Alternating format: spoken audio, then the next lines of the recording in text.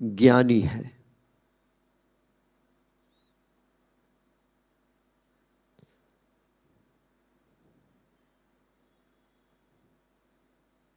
तो इस हेडलाइन में बाबा ने समझाने की कोशिश किया, दुनिया में जन्मते ही हमें शरीर मिला, अर्गन मिला, फ्रीडम मिला, लेकिन इसको चलाने का जो तरीका है, सिद्धांत है, सूत्र है, वो कोई मनुष्य का पास नहीं है। लेकिन हम मनुष्य माया का ग्रसित हो गए तो मनुष्य दुखी होकर के मनुष्य का पास ही जाते थे, शास्त्र ही पढ़ते थे। लेकिन शास्त्र कौन बनाया? मनुष्य ही बनाया। तो इसमें ना तो कोई सिद्धांत है, ना कोई इसमें कोई मुक्ति का कोई उपाय है। तो इसीलिए बाबा सिंपल बातों से समझाते हैं, बच्चे तुम्हें फ्रीडम मैंने दिया, विजडम मैंने दिया, लेकिन सिद्धांत तो मेरे पास रखा। इसीलिए दुनिया में कहते हैं गॉड इज ट्रूथ। जब भगवान आए तो अभी तो ट्रूथ कहेंगे, सत्य कहेंगे। सत्य माना ये सच्ची गीता ज्ञान है। गीता भी हम पढ़े, लेकिन गीता में मनुष्य का नाम लिख दिया, कृष्ण का नाम लिख दिया, देहोधारी का नाम लिख दिया। तो ये नाम लिख देने से तो ये खंडित हो गए। इसका अर्थ जो सार जो होना चाहिए था नहीं था। तो आज हम उस पिता के पास आए हैं, वो आत्मा परमात्मा का मिलन मेला में बैठे हैं, इंद्र सभा में बैठे हैं। हम जो भी सुनेंगे सच सुनेंगे, सच जीवन में धारण करेंगे, तो हमको स्वयं परम पिता परमात्मा टाइटल देंगे, तुम सच्चा ज्ञानी हो, ज्ञानी हो, नॉलेजेबल हो, मास्टर नॉलेजफुल हो। प्रश्न, जो आत्माएं अपनी देवी देवता घराने की होगी, उनकी मुख्य निशानी क्या होगी? যারা সত্যযুগে দেবী দেবতা হয়ে আসবে তাদের এই সময়, এই সঙ্গম যুগে এই জ্ঞান পাঠ শুনে তাদের কি লক্ষণ ফুটে উঠবে? उत्तर, उन्हें यो ज्ञान बहुत अच्छा और मीठा लगेगा। खाने में नहीं, सुनने में और धारण करने में बहुत मीठा लगेगा।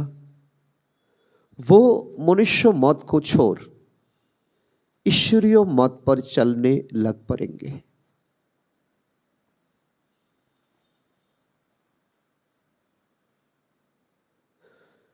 बुद्धि में आएगा कि श्रीमत से ही हम श्रेष्ठ बनेंगे।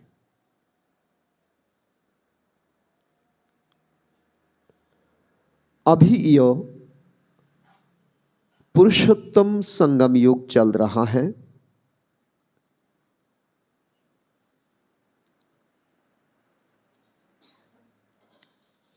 हमें ही उत्तम पुरुष बनना है। 3 बात बाबा ने कहा, যারা দেবী দেবতা হবে তাদের এই জ্ঞান অত্যন্ত শ্রুতি মধুর মনে হবে, আর তাদের এই ধারণা, এই ক্যাচিং, এই টাচিং তাদের আসবে। আর এই এতদিন তো আমরা এই জীবনটাকে ব্যর্থই আমরা চালিয়েছি, জীবন তো শেষের পথে। আর এই শ্রীমতী আমাকে একমাত্র মুক্তি, জীবন মুক্তি দেবে। আর এই সময় চলছে সঙ্গম যোগ। স্বয়ং পরমপিতা পরমাত্মা নিজের সিংহাসন ছেড়ে চলে এসছেন আমাদের মুক্তি, জীবন মুক্তির জন্য। আমাকেই তো তৈরি হতে হবে, আমাকেই উত্তম পুরুষ হতে হবে। আমি না হলে আর হবেই বাকি। এই লক্ষণ যার যার মধ্যে ফুটে উঠবে, এই আদর্শ, এই ভাবনা, তাকে কেউ রুখতে পারবে না। সে অবশ্যই দেবী দেবতা হবে, অবশ্যই সত্যযুগে যাবে। तो अपने आप को पूछना, क्या भगवान सच बताते हैं? जो वो खुशी दुनिया को चैलेंज करने का जो एबिलिटी हमारा जीवन में आया, अगर आया तो हमें रोकने वाला कोई नहीं। ओम शांति। मीठे मीठे रूहानी बच्चे, आत्मा अभिमानी भव। देह का अभिमान छोड़ अपने को आत्मा समझो। यूं भी जानते हो ना, परमात्मा एक है। ब्रह्मा को परमात्मा नहीं कहा जाता। ब्रह्मा के 84 जन्मों की कहानी को तुम जानते हो। उनका यो अंतिम जन्म है, हमारा भी साथ साथ अंतिम जन्म है। ये भी सूत्र स्वीकार करना है। इस समय ही हमें जगना है, इस समय ही हमें चैलेंज करना है, इस समय ही हमें वो प्रतिभा दिखाना है। मुझे आना भी इसमें ही होता है, ब्रह्मा तन में ही होता है। जिसने पूरा 84 जन्म लिए हैं उनको ही बताता हो। तुम 84 जन्मों को नहीं जानते हो, मैं ही तुमको बताता हूँ। पहले तुम यो देवी देवता थे, लक्ष्मी नारायण का परिवार का थे, उनका सदस्य थे। तो अब यो बनने के लिए फिर पुरुषार्थ करना है। तो सिंपल रिक्वेस्ट, बाबा कहते हैं मैं तुम्हारी सेवा पर उपस्थित हो। मेरे प्यारे बच्चे, इतना दिन तुम थका हुआ, माया तुम्हें थकाया, तो इस समय तुम ये पुरुषार्थ करो देवी देवता बनने के लिए, स्वर्ग में जाने के लिए। पहले तुम ये देव देवता थे, अब यो बनने के लिए पुरुषार्थ करना है। पुनर्जन्म तो पहले जन्मों से ही शुरू होता है। पुनर्जन्म का सिद्धांत तो सत्य सिद्धांत है। और एटाई सठिक जे नाकि प्रथम थेके ए दुनियाते आसे और नाटक करे जाए, और से हलो शतयुगी आत्मा। अब बाप कहते हैं मैं जो तुमको सुनाता हूँ वो है राइट, वो है राइट। गॉड का वर्षन को ट्रूथ कहा जाता। भगवान जो कहते हैं सत्य ही कहते हैं, बाकी जो कुछ तुमने सुना वो रॉन्ग ही रॉन्ग है। मुझे कहते हैं ना गॉड इज ट्रूथ, सत्य बोलने वाला। मैं सत्य धर्म की स्थापन करना आता हूँ। कहा जाता है सच तो बीठो नाच। दुनिया में भी कोई किसी का साथ लड़ाई झगड़ा हो जाता है, थोड़ी बनी अनबनी लेकर के, और दुनिया कहते हैं यदि तुम सत्य थाको ताहले चुप मेरे बसे थाको, तुम्हार जय निश्चित। तो इसीलिए बाबा भी कहते हैं बच्चे तुम सच हो ना, दुनिया तुम्हें हिलाएंगे, कोशिश करेंगे, लेकिन तुम्हारी ही विजय निश्चित है। तो डांस करो। यह डांस कौन सा है? शरीर का डांस नहीं है, यह ज्ञान डांस है। वो लोग तो कृष्ण का साथ रास लीला दिखाते हैं, तो मुरली बजाई, रास किया, क्या क्या कहानी बना दिया। तो वो है सच खंडों के मालिक। कृष्ण है सच खंडों का मालिक, पहला प्रिंस, सतयुग का पहला महाराजन नारायण। तो लेकिन उनको भी बनाने वाला कौन है ये भी देखना चाहिए। कोई तो है ना, कोई प्रधानमंत्री बनता है, कोई मुख्यमंत्री बनता है, कोई पदाधिकारी बनता है, तो उनको भी बनाने वाला कोई होता है। तो कृष्ण के क्या बनिए छे? तो भक्ति करने वाला तो ज़्यादातर इस बात पर कीर्तन करते हैं, लेकिन इस बात पर कोई चिंतन नहीं करते हैं सचखंड की स्थापना करने वाला कौन है। एटाओ तो क्यों चिंता करे ना। तो वो है सचखंड, यह है झूठ खंड। भारत सचखंड था जब लक्ष्मी नारायण का राज्य था, उस समय और कोई खंड नहीं था। मनुष्य यो नहीं जानते कि स्वर्ग कहाँ है। कोई मरते हैं तो कहते हैं स्वर्गवासी हुआ। तो ये तो बिल्कुल रॉन्ग बात है। कर्म सिद्धांत तो कर्म फिलोसफी नहीं कहते हैं। कोई बुरा कर्म करने वाला भी शरीर छोड़ा तो भी कहते हैं वो स्वर्ग गया, लेकिन किसने देखा? ये कहाँ तक सच है? तो बाबा कहते तुम्हारे ये मुख रोचक है, रोचक बात तुम सुनते आए हो, रोचक बात तुम कहते आए हो। इसीलिए कर्म सिद्धांत तो कर्म फिलोसफी को तुम्हें समझना चाहिए। बाप समझाते हैं तुम उल्टे लटक पड़े हो, उल्टे लटक पड़े हो। जैसे उल्लू है ना, उल्लू गाछेर मध्य तो धरे नीचेर दिके लटके थाके और विद्घुट शब्द करे चित्कार करते थाके। तो बाबा कहते हैं तुमरो एतदिन धरे है तो मनुष्य, लेकिन उल्टा मते तुमरा चलछिले, उल्टो भावे तुमरा चलछिले, तो अब तुमको बाप आकर के उल्टा से सुल्टा बनाते हैं। तुम जानते हो भक्तों को भक्ति देने, भक्तों को फल देने वाला भगवान है। इस समय सब भक्ति कर रहा है ना, जो भी शास्त्र आदि हैं वो सब है भक्ति मार्ग। योग गीता, गीत गाना, कीर्तन करना, नाचना, वो सब भक्ति मार्ग का संसार है। ज्ञान मार्ग में भजन नहीं होता। ज्ञान मार्ग माना सुनना है, रियलाइज करना है, बिलीव करना है और इसका सत्यता में खो जाना है, जिसको कहते हैं तो आत्म अभिमानी स्थिति। तो बाबा कहते हैं ज्ञान मार्ग में कोई भजन कीर्तन नहीं, कोई नाचना गाना नहीं होता है, कोई दिखावा कुछ नहीं है। भीतर भीतर जार मंथन चले, भीतर भीतर जार तो भावना चले, एटाई हलो ज्ञान मार्गेर सबसे बड़ो उदाहरण, सबसे बड़ा वैशिष्ट्य। तुम जानते हो हमको आवाज से परे जाना है, आवाज से परे जाना है अर्थात जेखाने कोनो आकाश थाकबे ना, कोनो धरती थाकबे ना, जेखाने परम ब्रह्म, तो ब्रह्म तत्व में हमें जाना है, सेखाने तो कोनो आवाज नहीं। तो आवाज करे आवाज यदि करी ताहले आवाजेर थेके निराली दुनिया के तो भूले जाबो। तो वापिस जाना है ना। बाबा कहते हैं मीठे बच्चे, मोक्ष हे भगवान भी नहीं कहना है। हे भगवान, हे भगवान तो कहना माना भगवान से दूर हो जाना, बाबा कहना माना नज़दीक होना। ये ज्ञान मार्ग का एक शिक्षा है, अमूल्य शिक्षा है।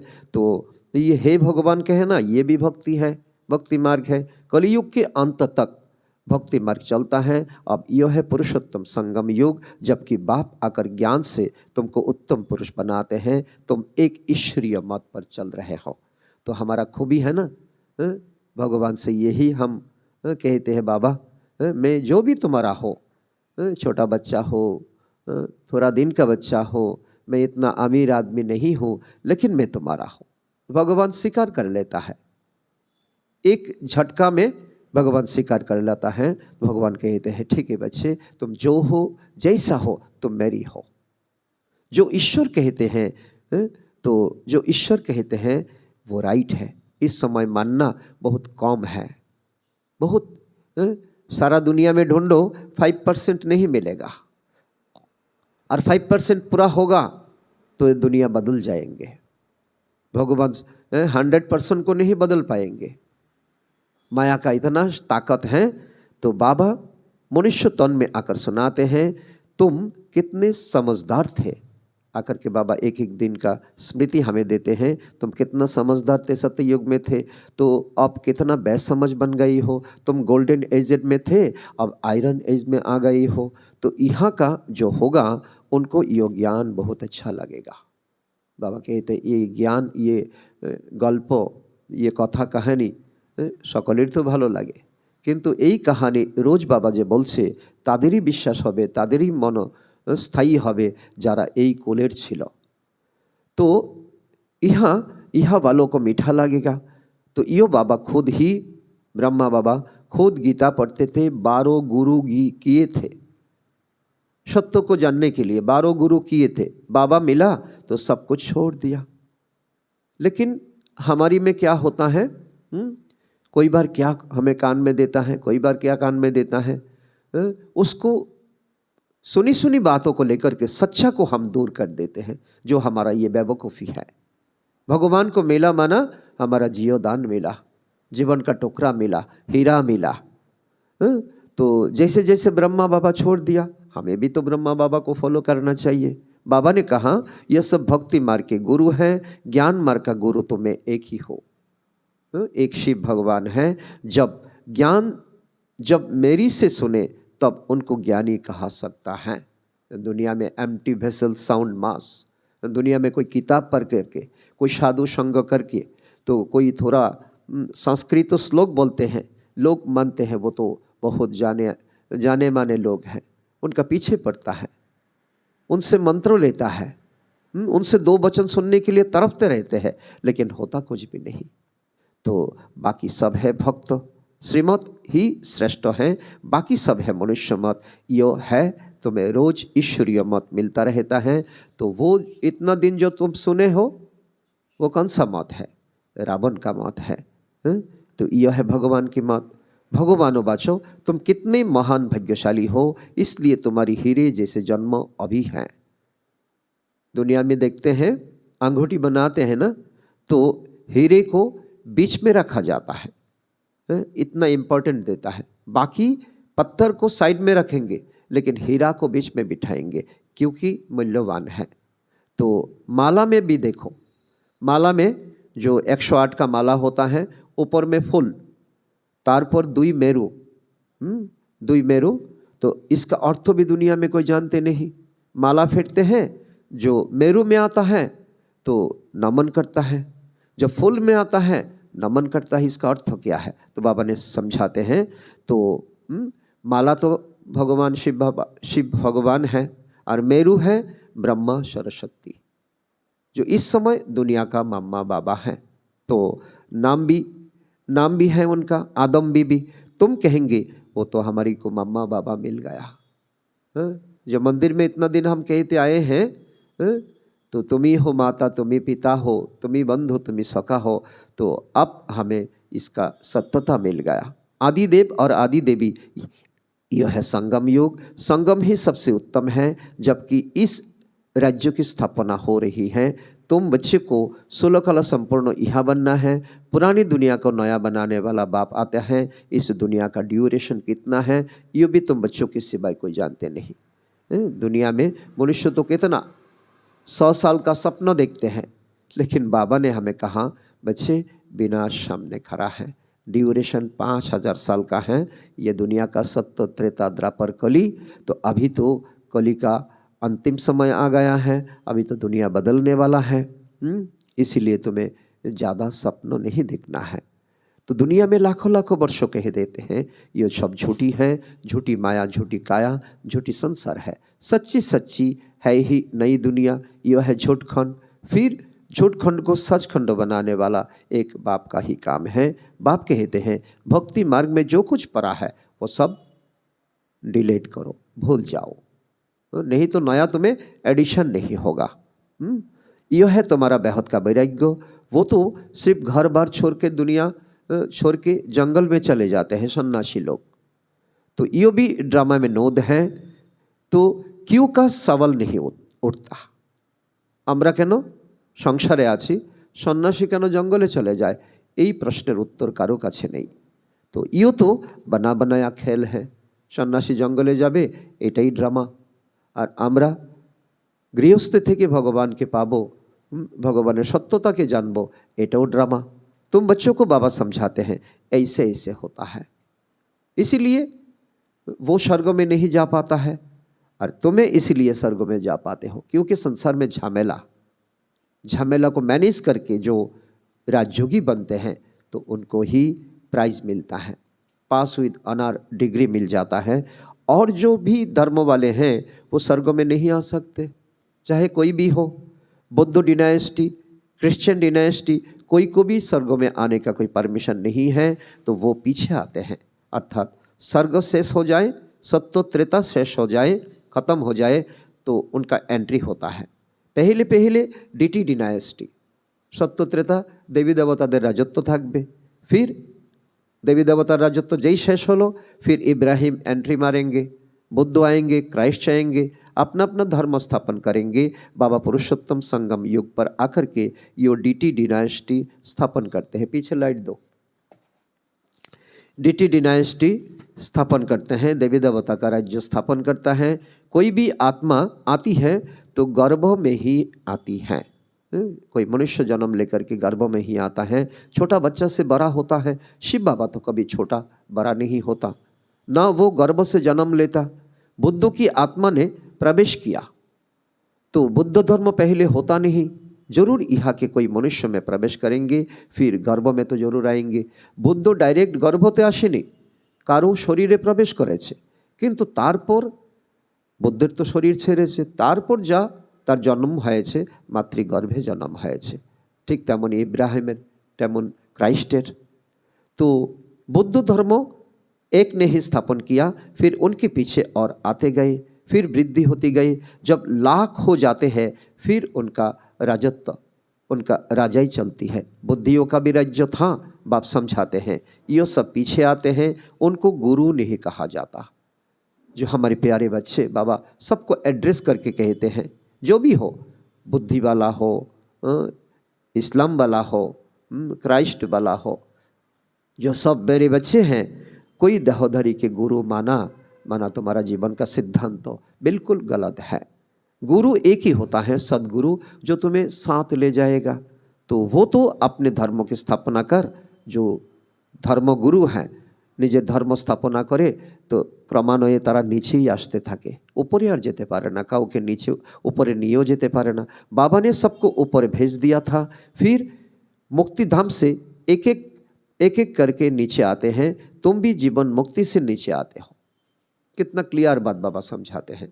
আমাদের সত্যযুগে এন্ট্রি হয়েছে, তারপর আমাদের ধীরে ধীরে ধীরে ধীরে জন্ম পুনর্জন্ম আমরা হয়েছে, কিন্তু অন্যান্য আত্মাদের तो वैसे वो फिर मुक्ति से नीचे नहीं है। उनकी महिमा क्या करे, তারা তো সত্যযুগে ত্রেতাযুগে তাদের কোনো অস্তিত্বই থাকবে না, তারা এন্ট্রি মারবে দ্রাপর থেকে, তো তাদের কোনো মহিমাই নেই। तो ज्ञान तो उस समय प्राय लोभ हो जाता है। बाप ज्ञान देते हैं गति सदगति के लिए, वो गर्भ में ही नहीं आते, तो इनमें बैठे हैं। तो उनका दूसरा नाम नहीं है, शिव बाबा का दूसरा नाम नहीं है, वो गर्भ में नहीं आते। बाकी सब धर्म आत्मा धर्म पिता पहले एंट्री मारते हैं किसी का शरीर में, बाकी बाद में जितना भी जन्म लेता है मातृगर्भ में आता है। लेकिन भगवान एक ही बार आता है, वो भी ब्रह्मा तन में, औरों को शरीर का नाम है। तो यो है ही परमात्मा, ज्ञान सागर, दया का सागर, करुणा का सागर।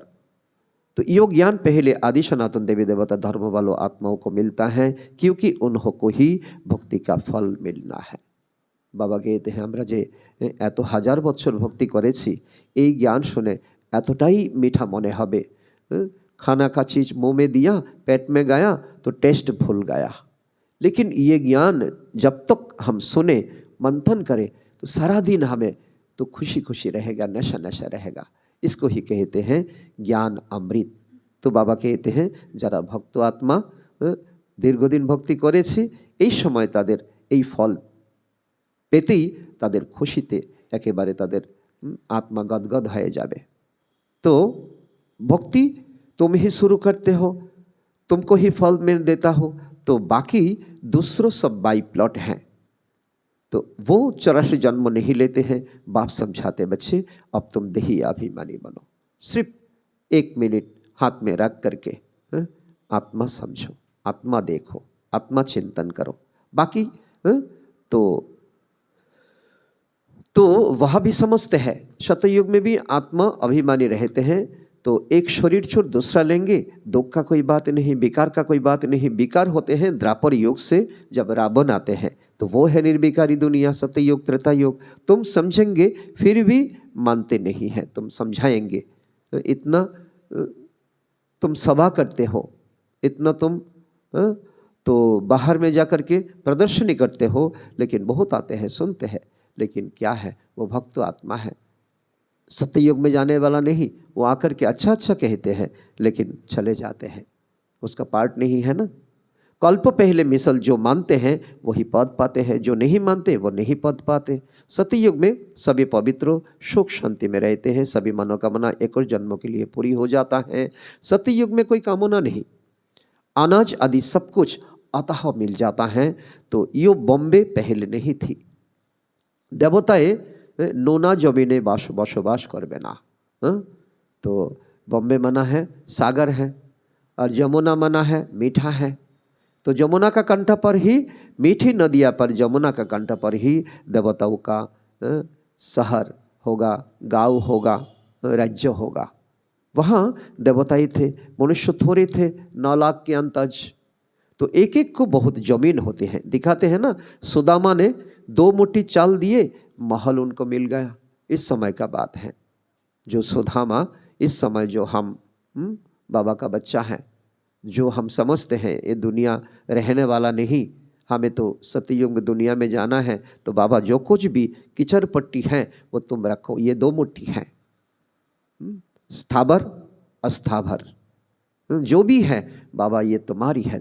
तो बाबा क्या कहेंगे, मैं एक लेकर के क्या करूँगा, ये तुम्हारा पास ही रखो, लेकिन मेरा अमानत समझ करके रखो।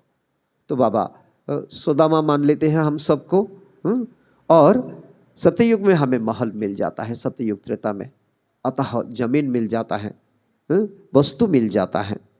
तो मनुष्य दान पुण्य करते हैं, ईश्वर अर्थ। तो एक प्रश्न होता है, क्या भगवान भिखारी हैं? भगवान तो भिखारी नहीं, भगवान का कोई शरीर नहीं, भगवान का कोई जायदाद जमीन लेकर के क्या करेंगे? तो ईश्वर तो दाता है।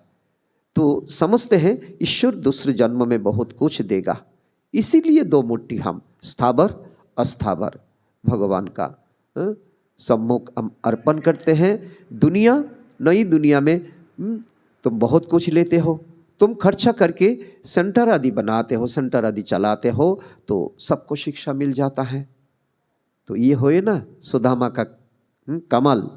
तो अपना धन खर्चा करते हो तो राजा ही तुम, सब इंडिपेंडेंट मिल जाता है। बाबा कहते मैं ही तुमको अपना परिचय देता हूँ, मेरा परिचय और किसी का पास नहीं है, ना मैं किसी तन में आता हूँ, एक ही तन में, ब्रह्म तन में, और कोई साधु संतों का, कोई गुरु गुसाई का तन में मैं नहीं आता हूँ। बाबा ने पूरा क्लियर कर दिया है, मैं आता ही एक बार हूँ जब पतित दुनिया को चेंज करना है, मैं हूँ ही पतित पावन, मेरा पाठ ही संगम पर है, तो सो भी एक्यूरेट समय पर मैं आता हूँ। तुमको यह थोड़ी ही पता पड़ता है कि शिव बाबा इनमें कब आकर के प्रवेश किया। तो कृष्ण के लिए तो कहते हैं ये तिथि तारीख मिनट घड़िया 12 बजने का बाद कृष्ण का जन्म हुआ कांक्ष कारागार में, कितना कुछ कहानी लिख देते हैं। इनका कोई शिव बाबा का आने का कोई मिनट तिथि तारीख कुछ भी नहीं। तो ये ब्रह्मा भी नहीं जानते, ब्रह्मार शरीरे प्रवेश करेছেন তিনিও বলতে পারেনি ঠিক কখন এসেছেন। इसीलिए शिव बाबा का कोई तिथि तारीख नहीं। जब नलेज सुनाई तब मालूम पड़ा ये तो আমার কথা নয়।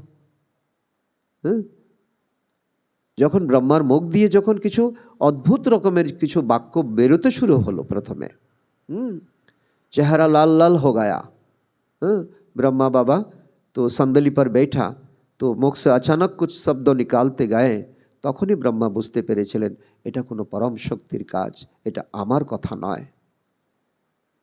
तो कोशिश होती है, तखन आकर्षण होते लगलो।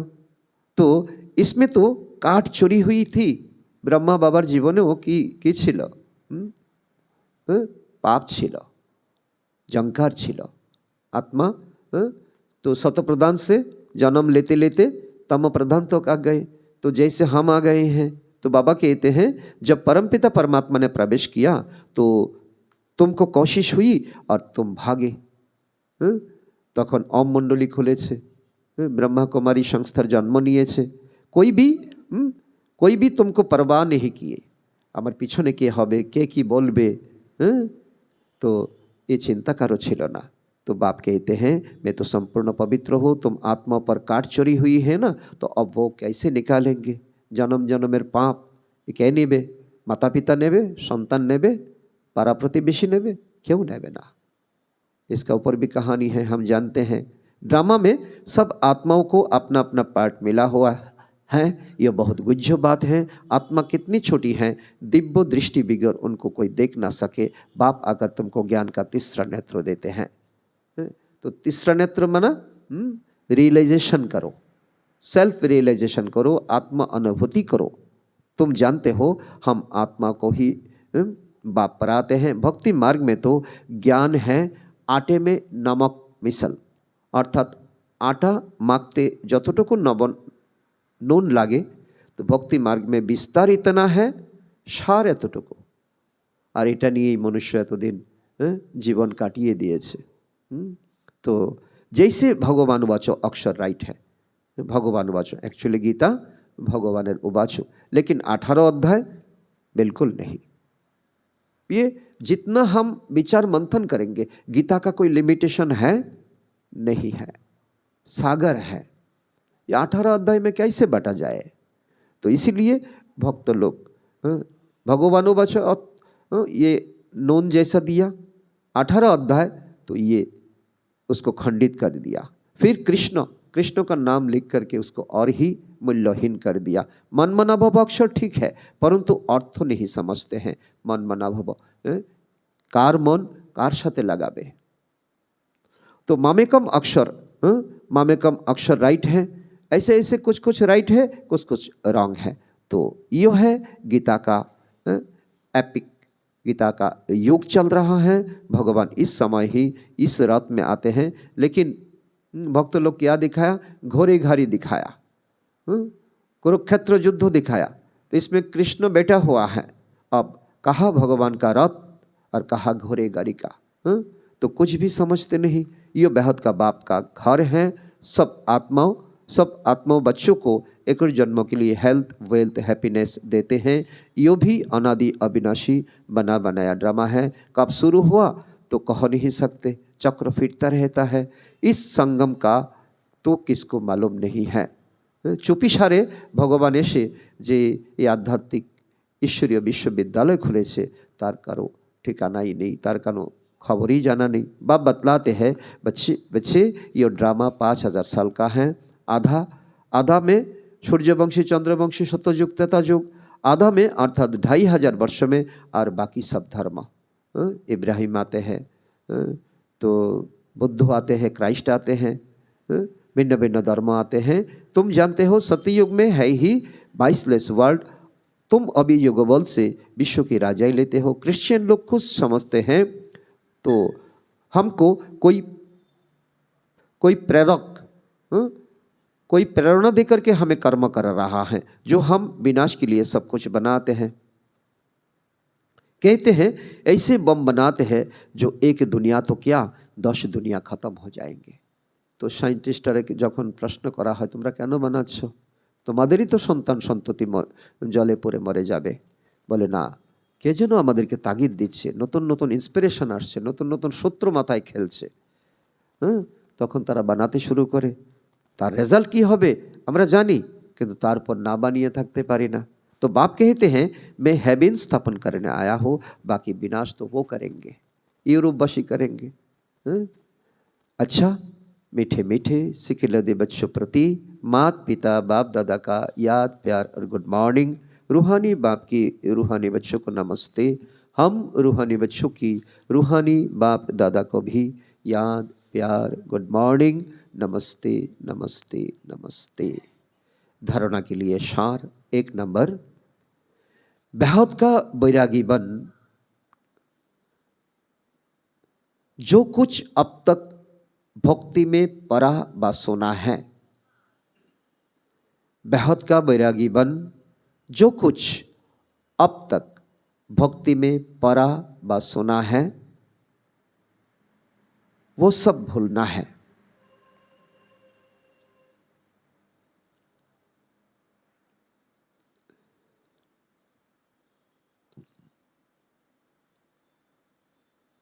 एक बाप से सुनकर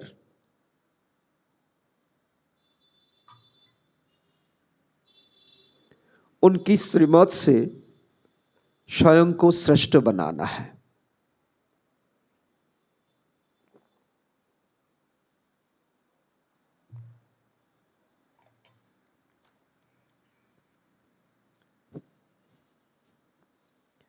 नंबर 2, जैसे बाप संपूर्ण पवित्र हैं,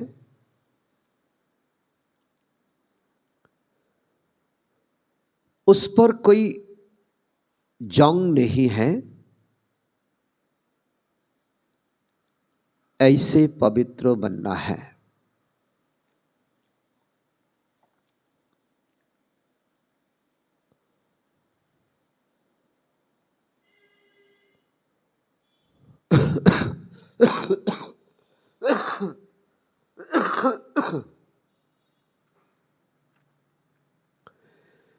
ड्रामा के हर पार्टधारी का एक्यूरेट पार्ट है।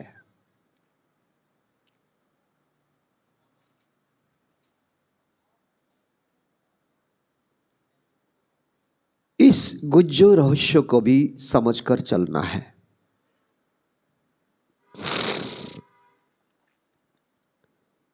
वरदान। बाप और वरदाता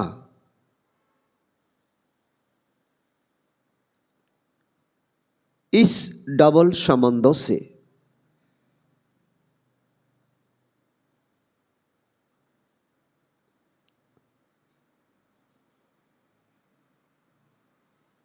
डबल प्राप्ति करने वाले लाइट ज्वेलरी से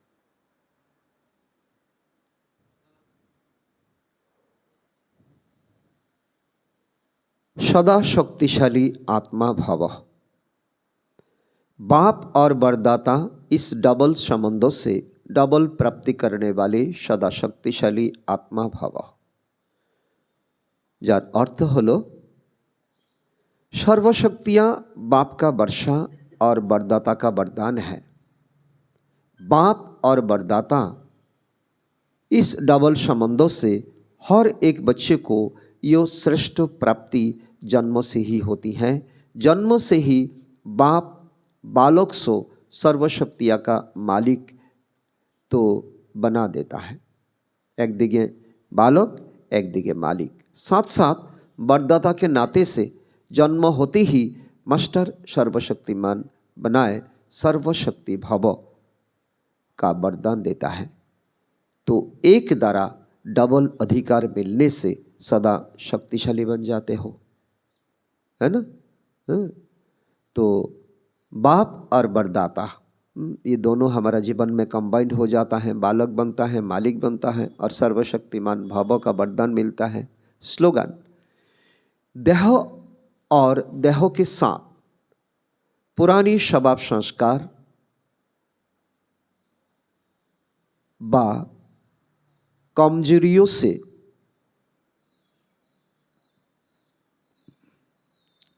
न्यारा होना ही विधि ही बनना है।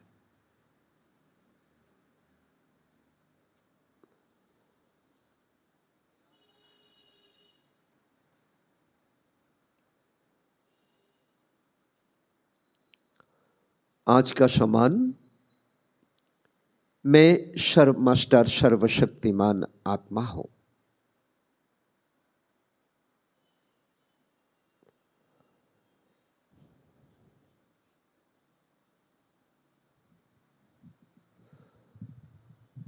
तो ये था आज का मुरली। हेडलाइन भी सुना दे, कोई कोई बाद में आया। मीठे बच्चे, सत्य सुनाने वाला एक बाप है, इसलिए बाप से ही सुनो, मनुष्यों से नहीं। एक बाप से सुनने वाला ही ज्ञानी है। प्रश्न। जो आत्माएं अपने देवी देवता घराने की होंगी उनकी मुख्य निशानी क्या होगी? उत्तर। उन्हें यो ज्ञान बहुत अच्छा और मीठा लगेगा। वो मनुष्य मत को छोड़ ईश्वरीय मत पर चलने लग पड़ेंगे। बुद्धि में आएगा कि श्रीमत से ही हम श्रेष्ठ बनेंगे। अभी यो पुरुषोत्तम संगम युग चल रहा है, हमें ही उत्तम पुरुष बनना है। तो वरदान भी सुना, स्लोगन भी सुने और हमें सम्मान भी मिला। तो आज का दिन का महत्व तो हम सभी जानते हैं। आज 27 मार्च है। तो इसी दिन 2020 को हमारी प्यारी जानकी दादी जी का संपूर्णता को प्राप्त हुआ। तो इस दिन को हम कितना बाबा को थैंक्स करें, दादी को थैंक्स करें, तो जितना ही करे उतना ही कम होगा। फिर भी यज्ञ का नियम अनुसार एक पाठ आया, वो पढ़ के सुनाता हूँ। और साथ साथ हमारा जो 11 मार्च 2021 में दादी गुलजार जी का संपूर्णता को प्राप्त हुई, तो उस दिन हमारा तो ये पालन नहीं हुआ। आज उसी दिन, एक ही दिन पर दोनों का विशेषता हम सुनेंगे। और साथ साथ हमारा कविता बहन जी भी हैं, तो थोड़ा दिन ही हुआ, उनका शरीर छोड़ा हुआ है, तो उनको भी हम श्रद्धांजलि देंगे। तो इस पर ज़्यादा कुछ नहीं है तो ये तो मौन व्रत हम पालन करेंगे। जितना मौनता में रहेंगे इतना ही हमारा तो दिल का उद्गार बाबा तक पहुँचेंगे। बाबा भी खुश हो जाएंगे, दादी का आत्मा भी खुश हो जाएंगे। तो हम ये विशेषता सुनेंगे तो और गीत बजेगा। हम बाद में भोग का बाद में विशेषता सुनेंगे तो इसका बाद भोग होगा। भोग का पश्चात गीत बजेंगे, हम श्रद्धांजलि देंगे, फिर अपना अपना तो भोग स्वीकार करेंगे।